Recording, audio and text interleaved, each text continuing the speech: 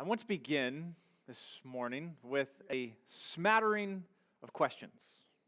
Here they are. Will I be able to do this? Can I provide for them? Am I ready for this? Will I succeed at this? What does success even look like in this? How do I become better for them? Why is there no one to talk to about this? What do I do if I mess up? How do I not get angry so often? Do I work too much? How can I be more present with them? What if something awful happens? How am I going to continue to support them? Will they turn out okay?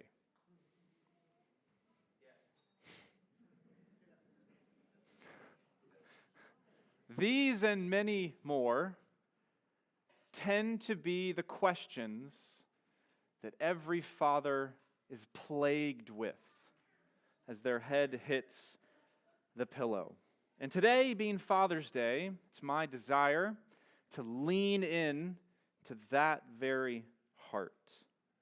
I've been around the church, I think, long enough now in life, being an older convert to the faith. God saved me in college.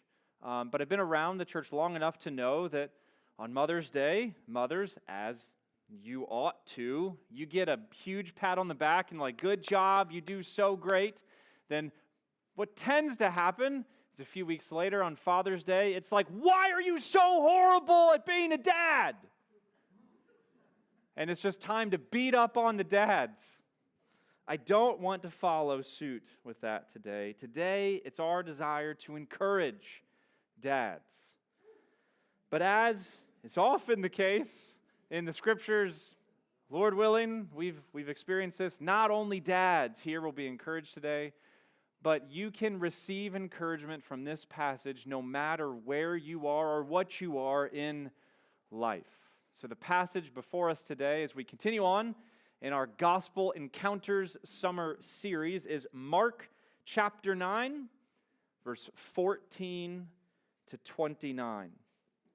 Mark 9, 14 to 29. Today, we will see many things. The cruelty of Satan, the devastation of sin, the power of Christ, the importance of faith, and the ever-present need for a humble dependence on the Lord. And at the center of this passage, where the main thrust of it really comes, is in verse 23 and 24, near the end of a conversation Jesus has with a very troubled father. This man, and what he longs for and what he struggles with, is, I think, where most of our encouragement is going to come today from this text. So it easily divides this chapter, verse 14 to 29, into two halves. So see first, in verse 14 to 24, the problems. We'll see the solution later on, but first we see the problems. Verse 14 to 24. And when they came to the disciples, they saw a great crowd around them, and scribes arguing with them. And immediately all the crowd, when they saw him, were greatly amazed and ran up to him and greeted him. And he asked them, "What are you arguing about with them?" And someone from the crowd answered him, "Teacher, I brought my son to you, for he has a spirit that makes him mute. And whenever it seizes him, it throws him down, and he foams and grinds his teeth and becomes rigid. So I asked your disciples to cast it out, and they were not able." And he answered them, "O faithless generation, how long am I to be with you? How long am I to bear with you? Bring him to me." And they brought the boy to him. And when the spirit saw him, immediately it convulsed the boy, and he fell on the ground and rolled about, foaming at the mouth. And Jesus asked his father, "How long has this been happening to him?" And he said, "From childhood. And it has often cast him into fire and into water to destroy him. But if you can do anything, have compassion on us and help us." And Jesus said, "If you can, all things are possible for one who believes." Immediately, the father of the child cried out and said, "I believe. Help my unbelief." Well, this episode in Mark's gospel begins in verse 14. There we find a group that seems to be returning to the larger group of the disciples. They're referred to in verse 14 just as they. Who is they and where are they coming from? Well, the passage before this one, at the beginning of chapter 9, shows us this group is made up of 4 individuals. It's Peter, James, John, and Jesus. And they just so happen to be returning from the Mount of Transfiguration. The rest of verse 14 lets us know that they return to a great crowd of people who were a bit stirred up and arguing with one another. And so before we learn what they're arguing about, the passage tells us this whole crowd is not just amazed, but greatly amazed when they see Jesus returning with the 3 to the other 9 disciples. The question to ask at this point is, why are they greatly amazed? It's the key word there. They're not just, lots of people are amazed at Jesus, but this is greatly amazed. So why are they? There are a few options here. The crowd and all these people could have been amazed to see Jesus just because the timing of his arrival. It just so happened to be right at the very moment they were caught in dispute, in argument, and there was all kinds of trouble going on. And if this is the case, they're probably curious to know what he would say about that, and perhaps can he have a remedy to their current predicament. That's one option. The timing was perfect. But there's another option based on the passage that was before this one. The crowd might be amazed because something of the transfiguration is still on Jesus. If you recall that passage in Mark and the other Gospels, this is the moment when Jesus reveals his glory, just in part, to the 3, to Peter, to James, and to John. And this is where Moses appears, where Elijah appears, and they're like dumbstruck at the awe and reverence and the majesty that is there on display before them. And it said Jesus' face and his clothes shone brightly. Now, Mark, in his description of the Transfiguration, is not only just before this moment we're looking at, but there's never any explicit mention that there's a substantial diminishing of the shining that is on Jesus as he comes down the mountain. So it's very possible that in the midst of their dispute, this whole crowd and all those who are there, they're caught up in it and they turn and they're like, "Oh! There's Jesus who still has lingering effects of this moment of glory." That could be happening. One final option is a little bit simpler. The crowd simply just could have been amazed to see Jesus because Jesus' fame and what he was doing, his signs and wonders and miracles, attracted a lot of attention. It kind of followed Jesus, especially by this point in Mark's gospel. He was very well known and always drew a very big crowd. Honestly, in truth, we've given 3 options. It could be all 3 put together. That's option 4. All that really could be happening here. You pick or pick option 4. They're all good options. So, see what's going on here. Jesus with the 3 disciples returns to the other 9 disciples.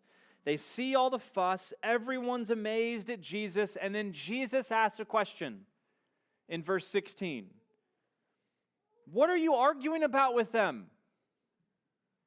It isn't immediately clear who Jesus is asking this question to. So if you look in your study Bibles, you'll get some options here.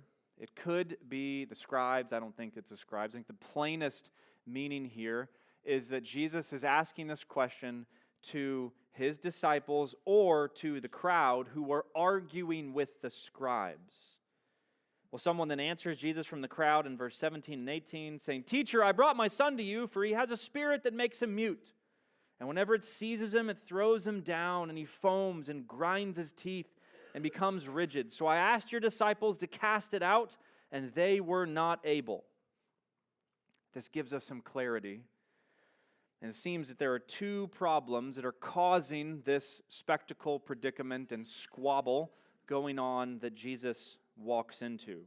Two problems. First, the man in the crowd who answered Jesus' question, the father in view here, he has a son who has been possessed by a demon. So while the crowd is debating and arguing, here is this father just worried about his son. He not only has a demon that's possessing his son, but the demon makes him mute and violently tosses him around here and there, making him foam at the mouth and seize up and go all rigid and stiff, which then leads to the second problem in this situation, the disciples' inability. Not only is there demon possession, there's inability from the disciples. The father brought his son to these disciples because he believed that they could help solve the problem. They've done it before in earlier chapters in Mark's gospel. Why not do it again here now? So he brings them, and they're unable to cast this one out. This, then, I think, is what leads to the argument in the crowd. The already mentioned scribes, who were the religious professionals of the day, they are skilled in all things doctrine and practice, and apparently they're out and about and see this commotion, go over there and find out what's going on, and they have high opinions about why the disciples are not able to do what needs to be done. Why they seem to be unable to cast out the demon. Maybe they didn't know how to do it, and they did. Maybe they didn't have the right power to do it, and they did. Or maybe they weren't using the right technique that they knew how to do. So the scene is something of a very potent moment here. Jesus and 3 disciples returning from glory, 9 disciples unable to cast out a demon, multiple religious professionals arguing with the foolish disciples and their inability about how to cast out a demon, a ravaged little boy from the demon, and a terribly anxious father wanting his son to be okay. What a moment. Well, Jesus speaks up in verse 19, surprisingly, with some exasperation. He says, it's almost similar, before we see what he says, it's almost similar to Moses. When he came down from Mount Sinai after the giving of the law, he found the people not all curious about when he was going to return, but he found them singing and dancing. What is this commotion I hear in the camp? There they are singing and dancing around a golden calf they had fashioned for themselves. And Moses is so vexed in soul at seeing this, he not only starts some angry prayer to the Lord, he has the calf ground into powder and he makes the people drink it. It's a good pastor moment.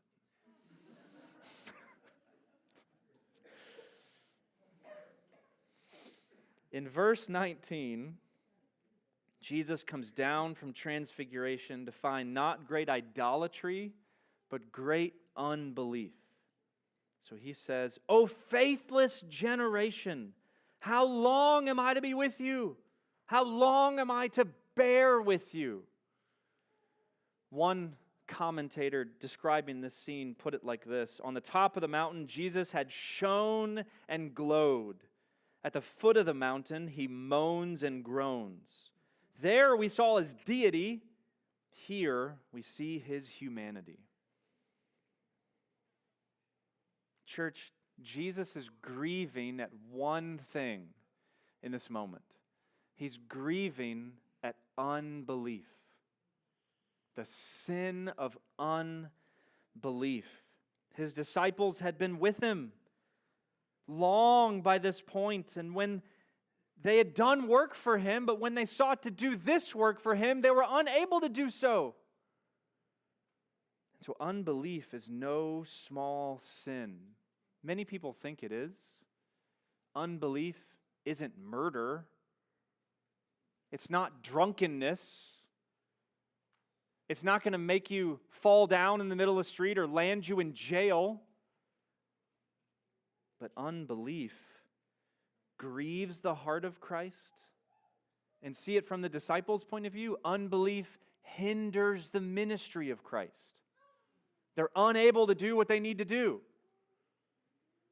And so Jesus expresses grief. How long? Using the words of Psalm 13 with them. How long am I to be with you? I must continue to bear with you. In this, I think we're reminded of the greatness of the Christmas moment.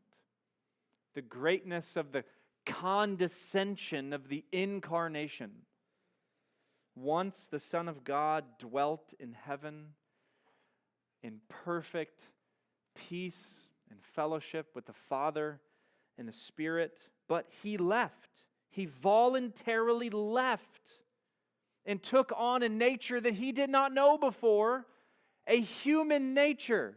Being God, he took on a human nature and came and dwelt among us and revealed his power, his grace, and his glory. And by this time in Mark's storyline, Jesus has been full and true man for over 30 years now, doing life as a perfect, sinless man in a very imperfect, sinful world.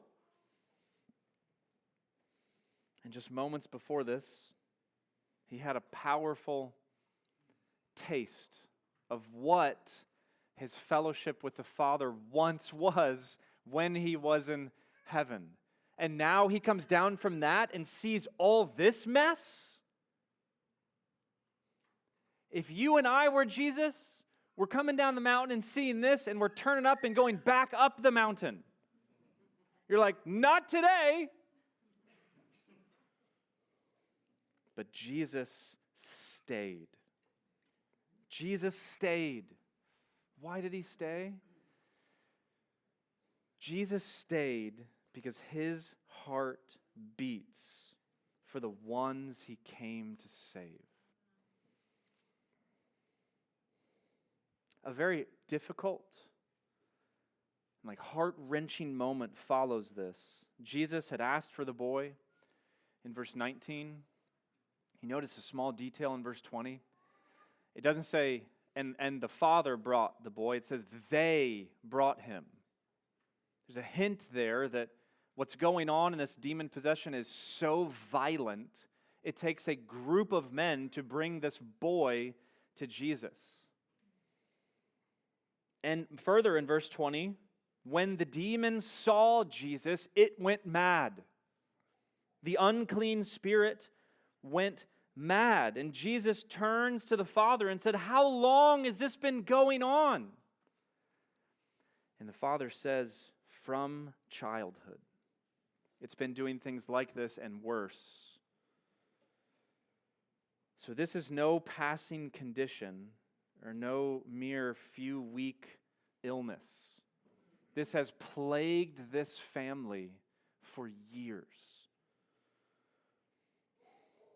At the end of verse 22, the Father tells Jesus, if you can do anything, have compassion and please help us. Do you wonder at that statement? If this is Jesus, if you can help us, to Jesus is like asking Shaq, can you dunk? Of course he can. He doesn't even have to jump. It's easier for Jesus to right this wrong than it is for Shaq to dunk. But I think it's understandable. Because after all, the disciples have been unable to right this wrong. And so it's natural that he doubts in this moment because he's not quite convinced, he's not fully on board that Jesus will be able to do anything. His followers can't. So why would their teacher?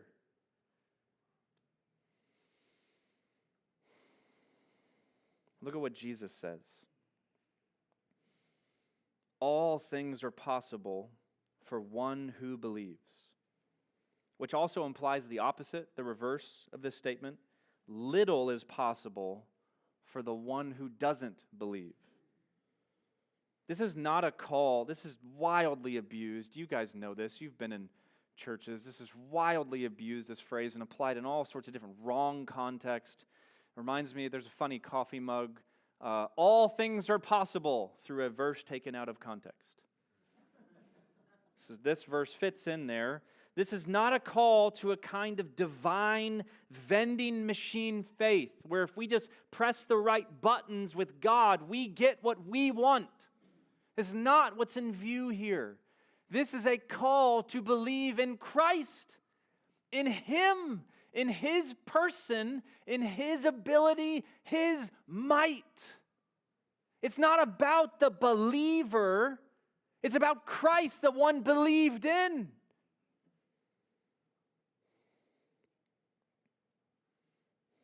So this anxious father, hearing this, then makes one of the most honest, humble, and hopeful statements in the Bible in verse 24. I believe, help my unbelief. He cries this out. We see in this a great truth. A great truth. For this father and for every Christian that's ever been, is, and ever will be, faith will always be mixed with unbelief. Always. This is true. It's part of our sin nature. Nothing is perfect in us. Our knowledge, our love, our humility, our praise, our obedience, all of us and everything in us is mingled with corruption. And as it is with all those things I mentioned, so it is with our faith. We believe truly, yet there remains unbelief within us. This father's faith was real faith. He admits that.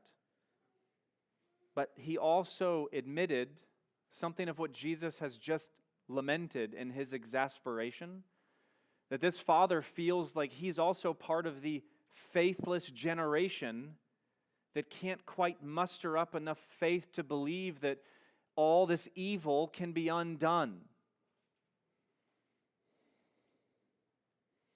And this is where we see the hope in the statement. These words are not just an honest admission that he has true faith, that he has unbelief.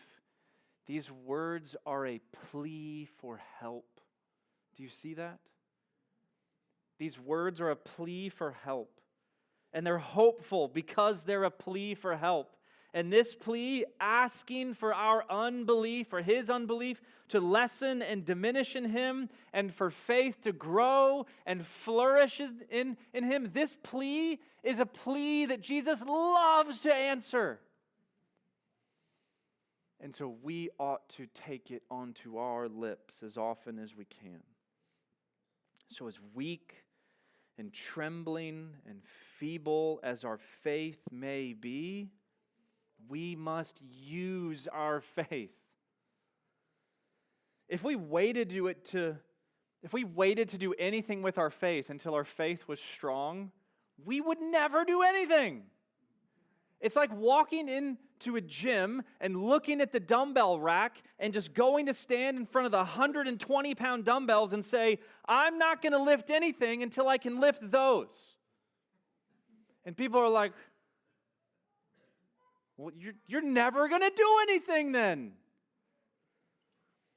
It's ridiculous. so too the way to grow a weak faith is to live by that faith.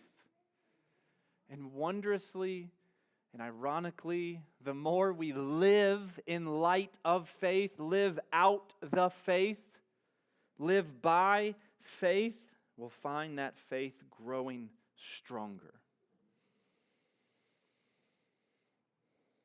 But we must not only do that, we must deal with our unbelief too. So while we must stir up faith and fan that faith into flame and do everything we can so that it grows, we must also do everything we can to resist our unbelief and to starve it, to not feed it, to not fan it into flame, and to do anything we can in life so that that's not driving the ship.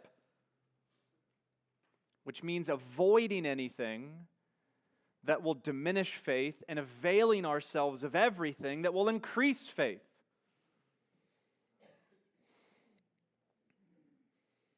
And as we bring all our sins to the Lord, asking Him to forgive us and cleanse us and grow us, do we do the same with our unbelief, bringing it to Him? Lord, I ought to believe more. I don't.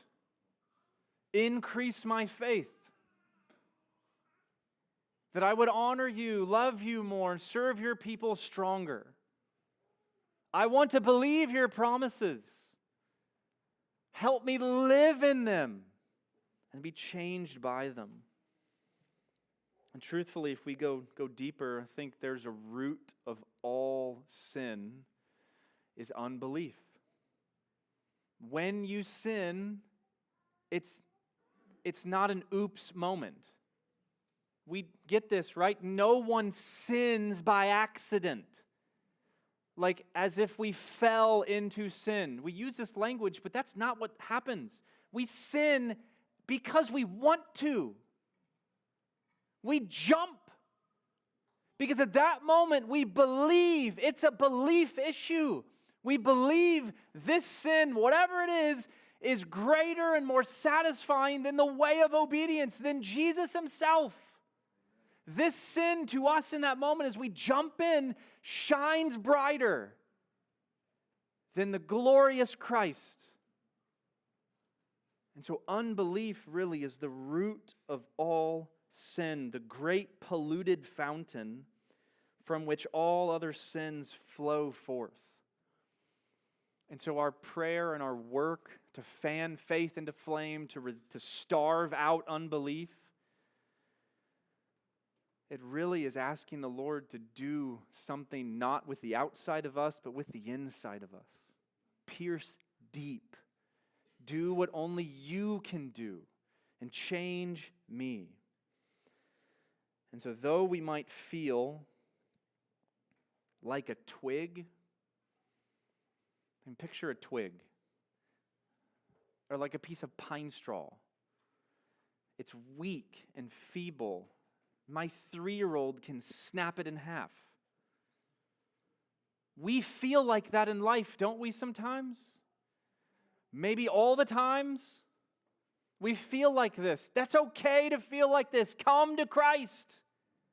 And don't say, make me strong. Say, show me that you are strong. And in your strength, I can be okay. I can grow stronger in your strength. That's the heart of this Father. An honest, hopeful humility. I believe, help my unbelief. So that's all the problems in the text. That's a lot going on, right? A lot going on. We now turn to a single solution. In verse 25 to 29, it says this. And when Jesus saw that a crowd came running together, He rebuked the unclean spirit, saying to it, you mute and deaf spirit, I command you, come out of him and never enter him again. And after crying out, convulsing him terribly, it came out. And the boy was like a corpse, so that most of them in the crowd said, "He is dead." But Jesus took him by the hand, lifted him up, and he arose. And when he entered into the house, his disciples asked him privately, Why could we not cast him out? And Jesus said to them, "This kind cannot be driven out by anything but prayer." So right after the Father's great words in verse 24, there's something of a shift that happens in the crowd. We've all been there. Think like second grade on the playground, and a fight happens. Everyone flocks to it because you want to see it. This is why traffic slows on 19 when you see a car wreck, because everyone wants to see the carnage and kind of, This is what's going on in this moment. There's something that shifts in the crowd. Everybody's kind of heard the demon crying out. They've seen the Father requesting help, and Jesus is Jesus, and so they're greatly amazed. He's still maybe kind of shining from the transfiguration, and they're like, "It's about to begin. Let's go see it." So the crowd runs in, and it says in verse 25 that Jesus notices this, and so he proceeds to deal with the situation very quickly. You can interpret that wrongly and rightly, or rightly. Wrongly is Jesus waits to perform this exorcism until there's a bigger crowd because he wants to be famous. Wrong. That's a very negative interpretation of the text. Rightly seen, Jesus wants to end this situation once and for all and doesn't want to drag it out anymore, so he deals with it immediately when he sees everybody rushing in.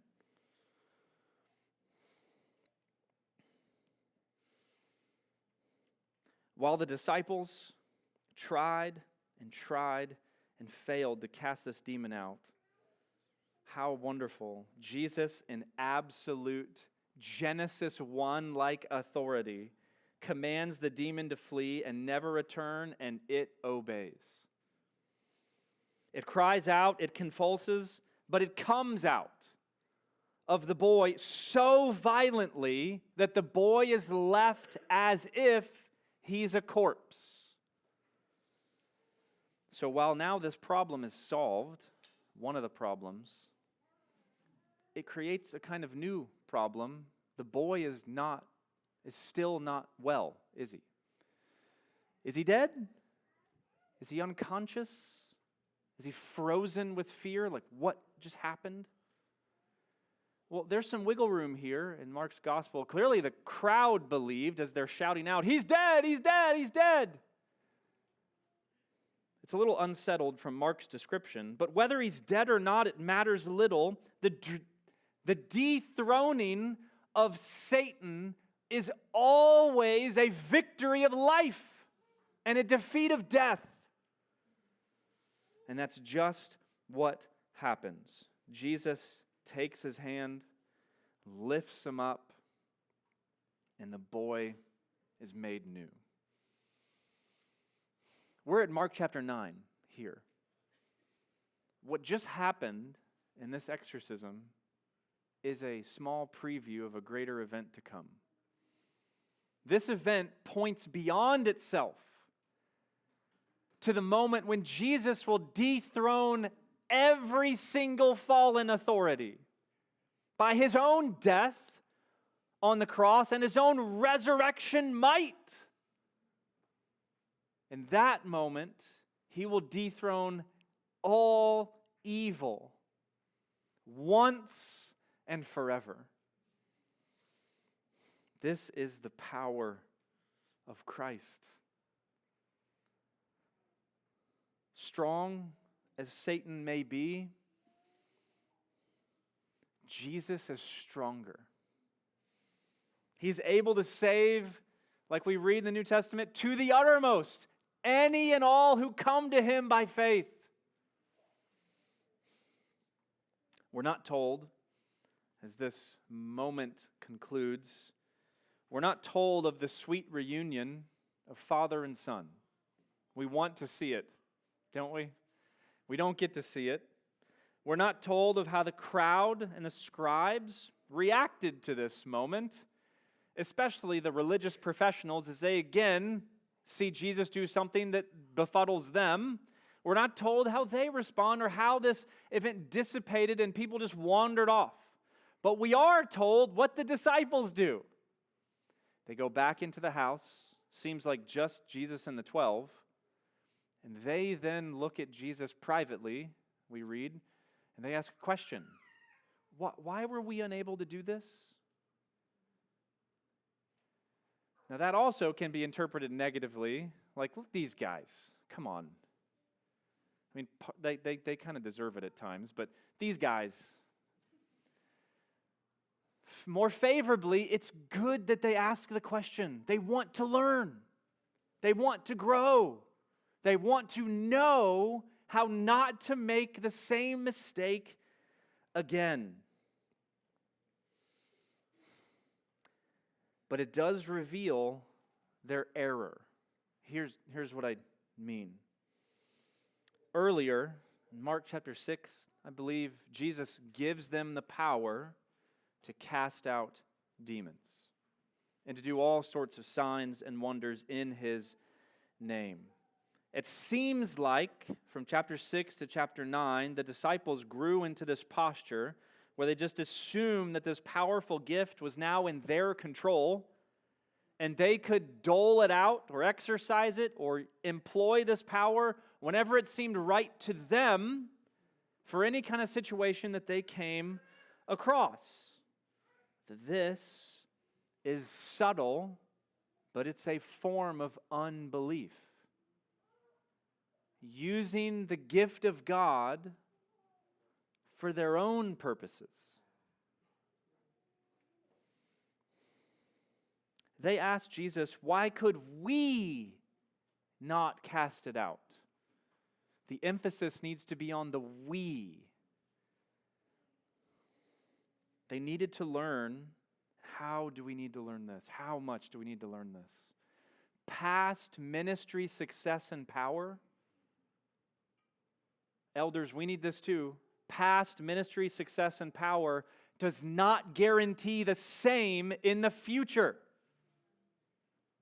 As if we can just pull it out and it's going to be just as dynamic, just as meaningful and strength-giving and robust.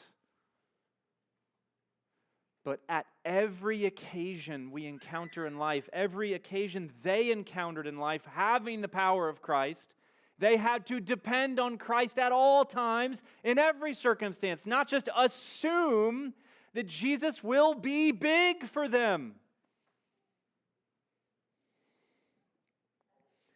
Jesus' answer, I think, says much of the same thing in verse 29.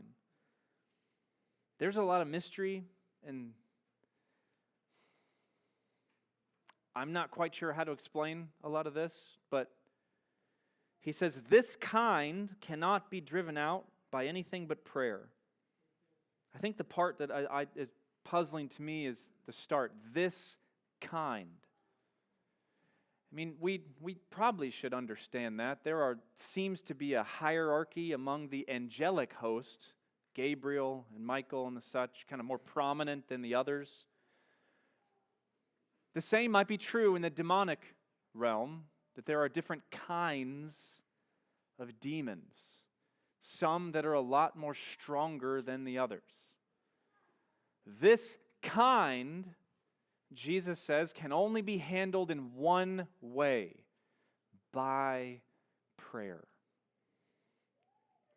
So to those disciples who just assumed they could always use the power of Christ when they thought it was appropriate, they now hear that prayer is their faith in action. Prayer is how they, in every occasion, in every circumstance, depend on and rely on the Lord, and they seek out the Lord. And we can probably then conclude the lack of prayer, the lack of dependence, the lack of a humble reliance on God is the very reason they couldn't cast this demon out. Because this is the answer, it means this is what's lacking in them beforehand. They didn't do this. They just assumed they could do it like last time. And Jesus is like, every moment you seek me. Every moment you're led by me. Every moment you depend on me. Don't assume and do this in your own strength. You've done it 1,000 times. Don't assume that I'm going to show up in power if you don't seek my face.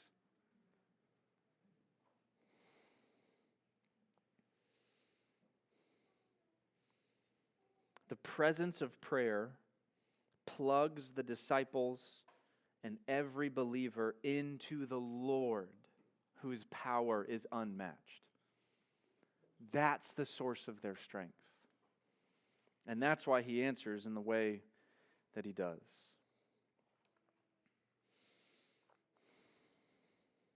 So, we read earlier from the Heidelberg Catechism. If you didn't know from that means we really love things that are reformed. Calvinists, yes. Dirty word to some, it's fine. Throw away the label. Sovereignty, yes. Full, absolute sovereignty. We love the Reformation, what was recovered in the Reformation. You think of Luther, what was his anthem?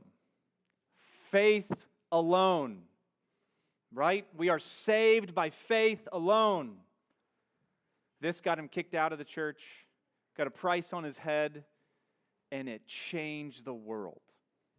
Protestants exist today because of what God did through Martin Luther and many others, known and unknown, like him.